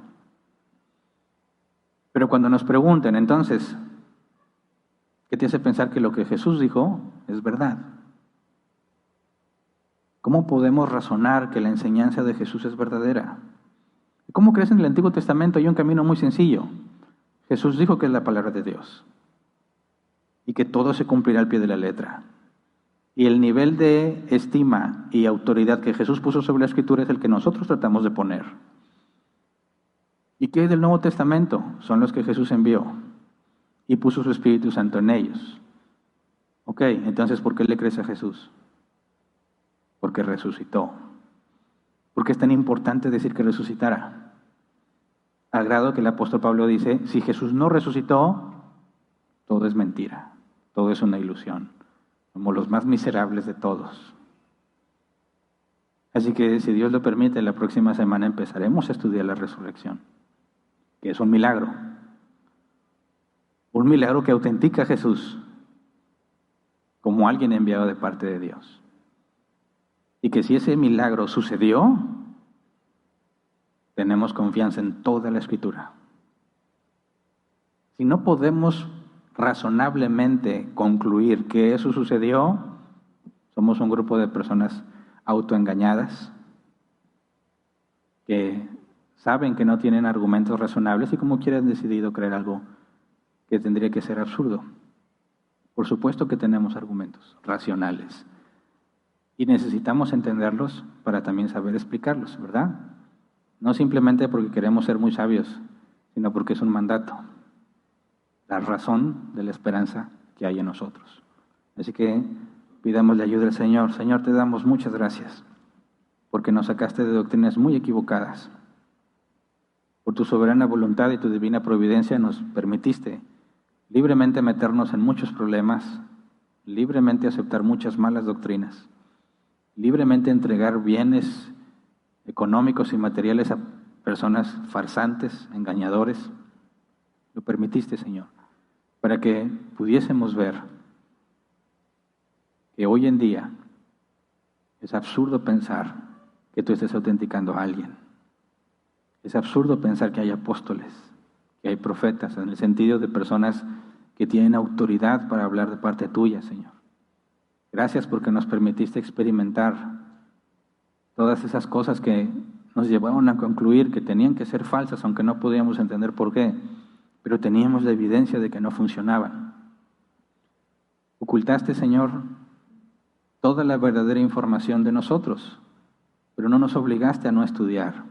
En tu soberana voluntad ordenaste que fuésemos ignorantes, pero nos entregaste a nuestras decisiones cuando decidimos no leer, no estudiar, no escudriñar, no preguntar. Así que somos culpables. Somos culpables de toda la ignorancia que tuvimos. Sí, también los que nos engañaron son culpables, pero nosotros no somos inocentes. Por eso te queremos rogar, Señor, que no nos entregues a nuestras decisiones vanas. Que no decidamos según nuestro pecado, según nuestro placer, según nuestros deseos, sino que podamos tomar decisiones bíblicas, basadas en tus deseos, basadas en tu voluntad, la que está escrita, Señor, la que podemos conocer, para que cuando nos vaya bien o nos vaya mal, podamos tener la certeza que una u otra cosa proviene de ti. Que podamos ver con claridad cómo estás en control de cada una de las cosas que hacemos, de lo que pensamos, de lo que decidimos, y que todo está organizado, aunque no lo podemos comprender, no tenemos la capacidad para ver, pero tu palabra afirma que todo está ordenado para que crezcamos a la imagen de Cristo. Y un día podamos estar sin mancha, sin arruga, como Jesús se presentará a sí mismo a la iglesia, sin mancha, sin arruga, para poder verte, Señor, cara a cara, hablar contigo directamente, Señor, y aprender directo de tus labios. Gracias, gracias por tantas misericordias y por toda la gracia que has derramado sobre nosotros. Gracias porque permitiste que viviéramos engañados, muchos de nosotros, muchos años. Gracias también por aquellos que has traído, Señor, y que no permitiste que fueran engañados y que están empezando a comprender el Evangelio bíblico desde el inicio, que no crecerán con una mente dañada, confundida por tanta doctrina errónea. También, Señor, a ellos les concedes gran gracia. Cada uno de nosotros según tu soberano propósito, Señor, ayúdanos a perseverar, a aprender, a dedicar tiempo, Señor, a escudriñar de tu palabra, que no nos envolvamos solamente en las cosas del mundo, sino que nos involucremos activamente en todos los medios de gracia que nos das para tomar decisiones correctas, para entender lo que está condicionado en tu palabra, para entender lo que las leyes naturales pueden hacer con nosotros y no tentarte de ninguna manera ni blasfemar tu nombre, Señor, atribuyéndole cosas que solo tú puedes hacer a los hombres. Gracias, porque todo lo que nos has dado, Señor, es por gracia. No merecemos nada de esto, pero a ti te plació dárnoslo para gloria de tu nombre. Te pedimos entonces, Señor, que permitas que te glorifiquemos de palabra y de obra en todo lo que hagamos. Gracias. Amén. Pueden sentarse. Pasemos a la sección de preguntas.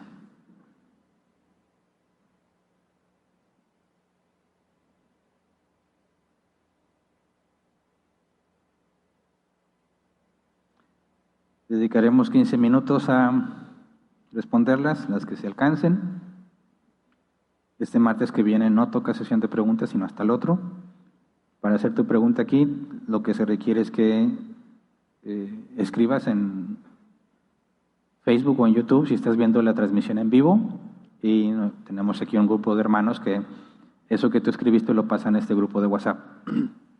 También puedes escribirte a este grupo es de WhatsApp, pero lo que hacemos es que se publica aquí el código QR para los que están aquí presencial, puedan escanearlo con su teléfono y agregarse al grupo.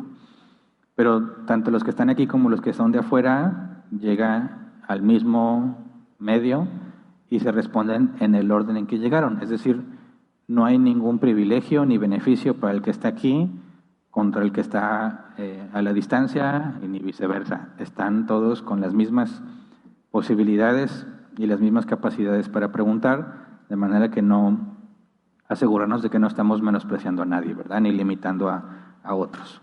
Así que me voy a esforzar por responderles lo más pronto posible, sin perder la coherencia, porque luego hablo muy rápido y ya no me entienden.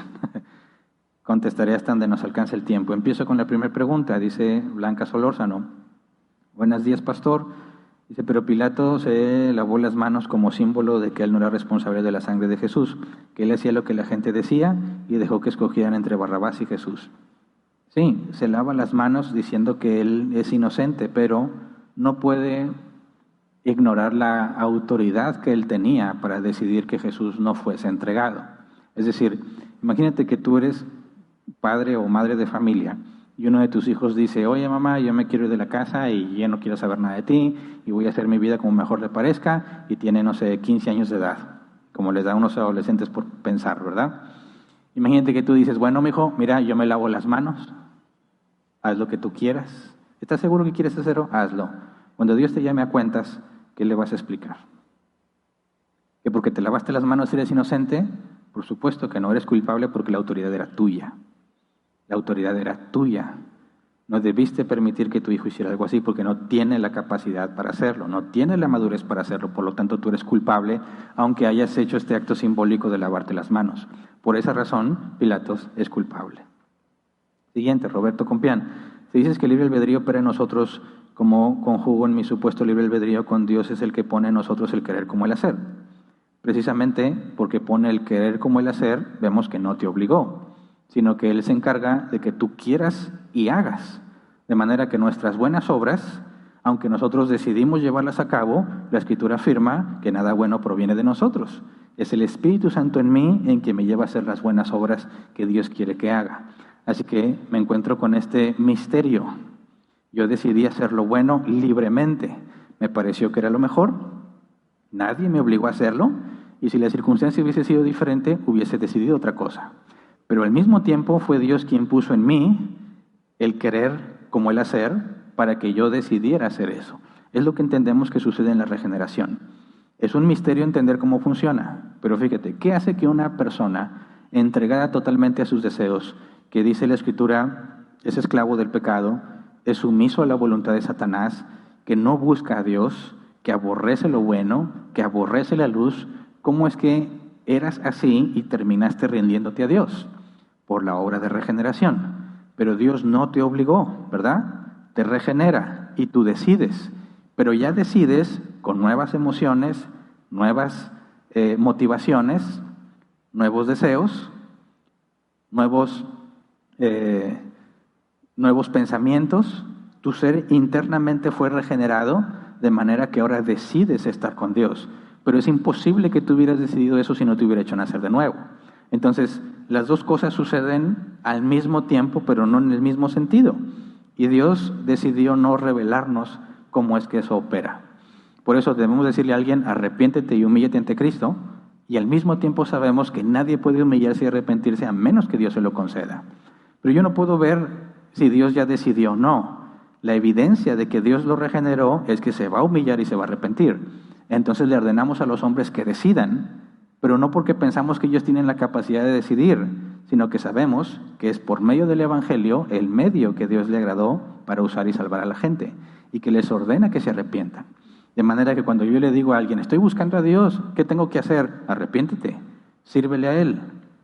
No, tengo muchos compromisos, está muy difícil. No quiere, pero yo sé que Dios no le ha concedido querer, porque es Dios quien pone el querer como el hacer.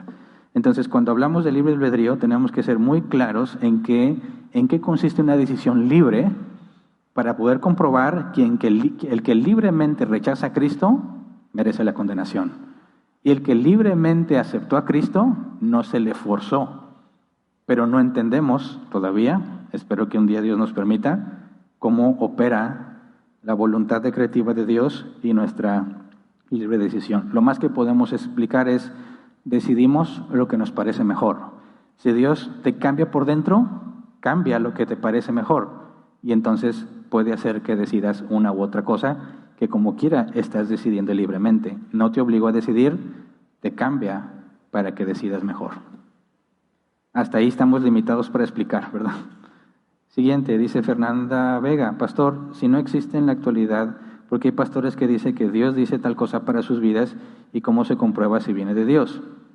Mira, la Biblia también dice que va a haber hombres mentirosos, charlatanes, falsos maestros. Hay muchísimas advertencias de los falsos maestros. Así que, ¿cómo distinguimos un falso maestro? Primero, si te asegura que algo va a pasar, el primer paso es ver si se cumple.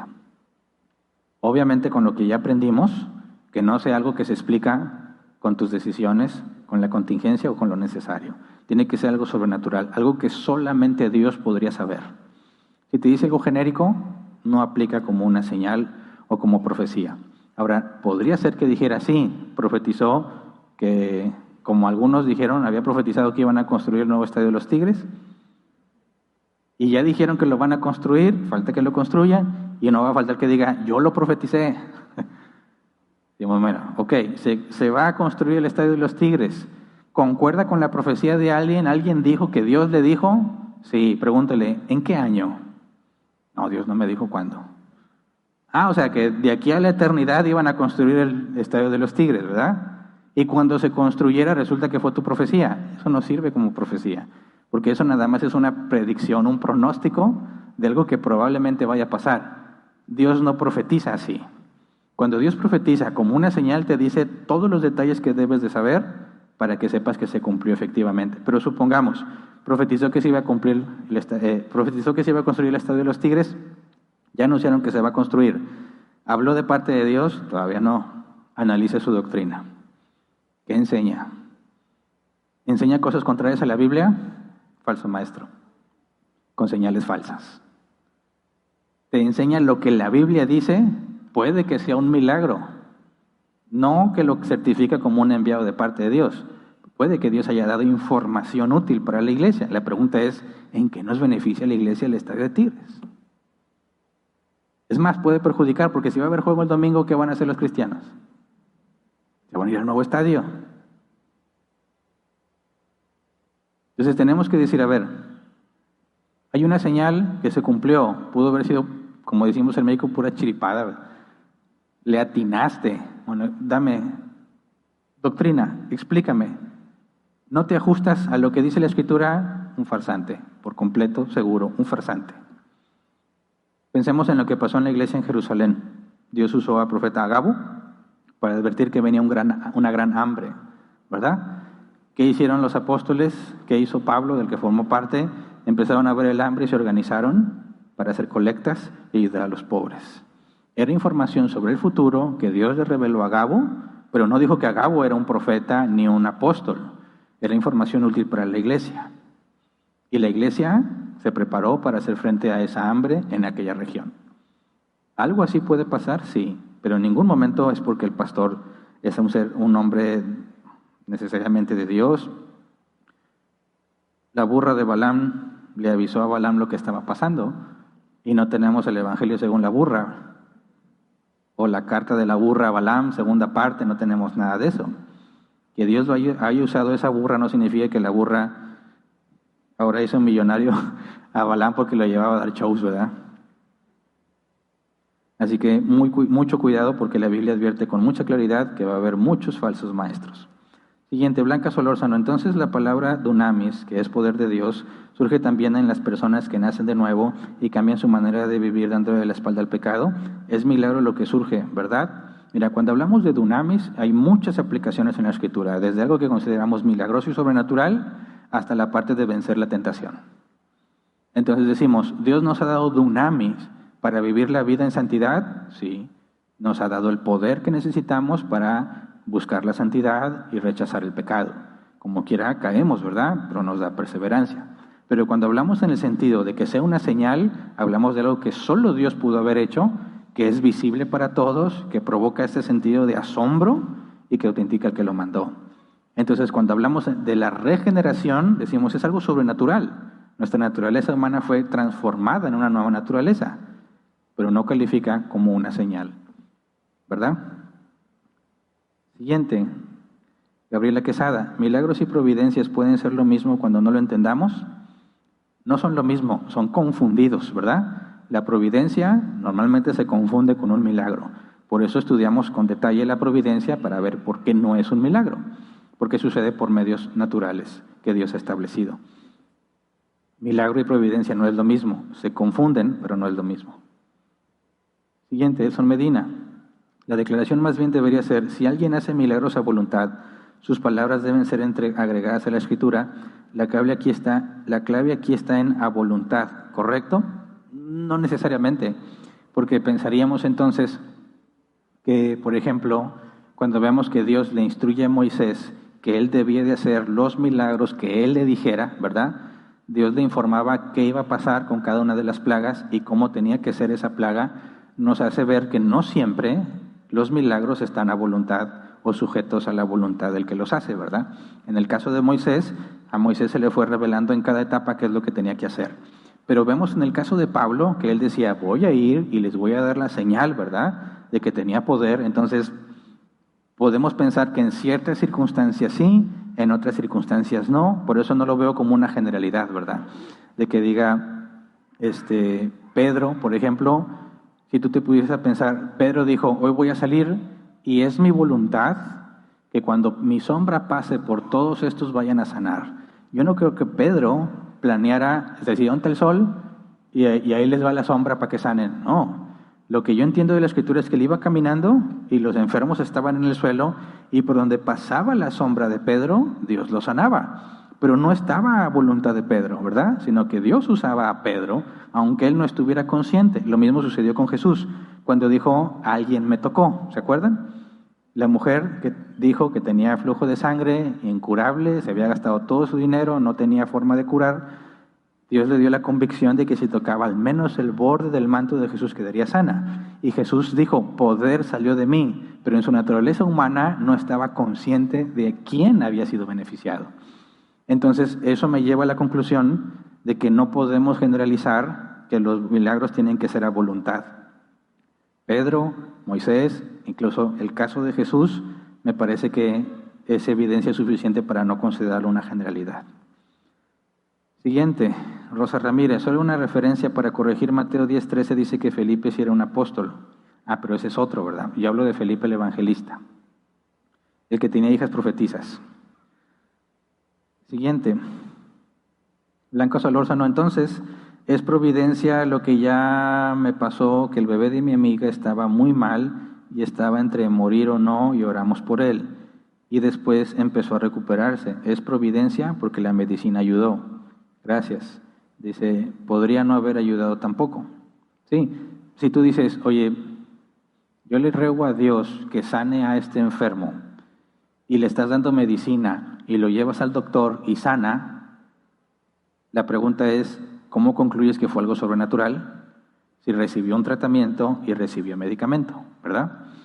No vayas a cometer la barbaridad y dice, no, yo quiero ver el milagro, no le den medicina ni lo lleven al doctor. Por supuesto que no. Los medios ordinarios por los cuales Dios en su providencia puede sanar a una persona son la medicina y los medicamentos, ¿verdad? Pero si tú dijeras, estoy en un lugar donde no hay medicina ni doctores, no hay nada, estoy en un lugar aislado, se me está muriendo quién sabe de qué, le ruego a Dios que tenga misericordia, y se despierta como si nada, ahí sí pensamos en un milagro. No hubo tratamiento médico, no hubo medicina de por medio, y de repente sana, la explicación más probable es que fue un milagro. Pero si le estuviste dando medicina, no califica como un milagro, porque la medicina sería la explicación, ¿verdad? Siguiente, Isaí Rodríguez. Hola, pastor, buenos días. Dios le bendiga. Una pregunta, ¿el diablo puede hacer milagros? Un ejemplo, alguien le pide a Malverde sanidad, otra cosa prosperidad, otra cosa, disculpe mi ignorancia y muchas gracias. No, Satanás no puede hacer milagros. Vimos el caso de los hechiceros de Faraón, vimos el caso de Job, que Satanás efectivamente usó fuerzas naturales de manera no natural, pero porque Dios le dio autoridad para hacerlo. Y vimos los milagros mencionados del dragón escarlata, la bestia y el falso profeta, y la Escritura afirma que son señales y milagros falsos. Satanás no tiene poder para hacer milagros. Dice, y otra pregunta, ¿puede Dios revelar a alguien un pecado actual de otra persona para poder exhortarlo y llevarlo al arrepentimiento? Es que he visto en una iglesia que pueden decirse profetas, pero en el sentido que solo para exhortación y no para profetizar cosas buenas y así. Gracias de antemano. Mira, cuando hablamos de profetas en el Nuevo Testamento, no estamos hablando del ministerio profeta del Antiguo Testamento, porque la palabra profetizar en griego es hablar de parte de. De hecho, si yo ahorita, como estuve leyendo pasajes bíblicos y explicándote, haciendo exégesis de los pasajes, cómo debemos interpretarlos, yo estoy haciendo labor de profeta en el sentido de hablar de parte de Dios, pero no estoy trayendo una nueva revelación, es lo que ya está escrito.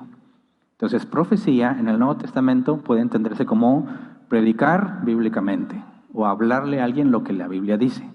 Eso es profetizar. Ahora, cuando es cierto que mencionas, y esto es muy común, Dios me dijo que estás pecando en esto. La pregunta ¿es algo que solo Dios podría saber? O si yo veo, imagínate que yo me acerco a una persona y digo, Dios me ha revelado que mientes. ¿Quién de aquí no miente? ¿Fue una revelación especial que Dios me dijera que mientes? Por supuesto que no, porque todos los hombres mienten. Entonces, no hay falla. Dios me dijo que tienes amargura. ¿Alguien de aquí está totalmente libre de amargura? Tampoco. Dios me dijo que estás haciendo cosas malas. ¿A alguien de aquí hace puras cosas buenas? Nadie. Entonces, no son profecía, no son revelación de parte de Dios, son cosas genéricas propias de la naturaleza humana con las cuales luchamos todos los días de nuestra vida hasta que Cristo nos dé un cuerpo glorificado. Tendría que ser algo sumamente específico, como cuando Jesús le dijo, no me acuerdo quién era, Natanael, te vi debajo de la higuera, ¿verdad? Y se asombra, porque ¿quién sabe qué estaba haciendo abajo de la higuera? Y nadie pudo haberlo sabido. Entonces tú dices, ¿cómo tienes esa información? ¿Tuvo que haber sido una revelación sobrenatural? Bueno, habría que descartar Facebook, habría que descartar todo lo que publicas en redes sociales, porque es muy fácil saber qué estuvieron haciendo las personas, ¿verdad? Como tristemente, voy a decir y sin decir nombres, personas que en algún momento en la historia de Árbol Plantado se reportaban como enfermos y luego los veíamos subiendo fotos en Facebook de sus paseos. Y Dios me dio una revelación de que estás mintiendo descaradamente. No, vi tu Facebook y ya, ¿verdad? Por eso muchos ya me eliminaron de sus amigos. Y eso Dios me lo reveló, no se crean. Bueno, se acabó el tiempo de preguntas. Es todo. Las que están pendientes las podemos ver si Dios lo permite dentro de 2 semanas. Bueno, de esta a la otra.